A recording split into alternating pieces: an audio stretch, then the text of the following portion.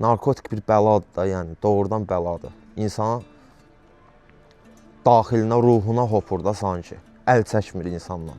Ta ki insanın belini yerə vurmayıncaya qədər, insanı çökdürməyənə qədər. Mən özümdən yəni nümunə götürürəm ki, mən həqiqətən heç vaxt inanmırdım ki, sağala bilərəm. Heç vaxt inanmırdım.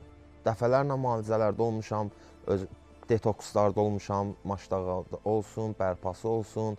Dəfələrlə nə bilim ölkə belə dəyişmişəm həqiqətən.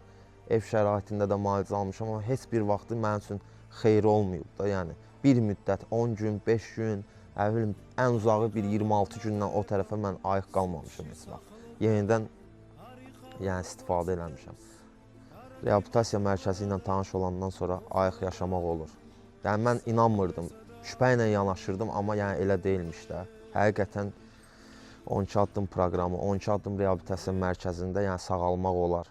Yəni düzgün seçim eləyin, həyatınıza, cavan canınıza yazığınız gəlsin, gəlin sağalın. 12 addım reabilitasiya mərkəzində sağalma var.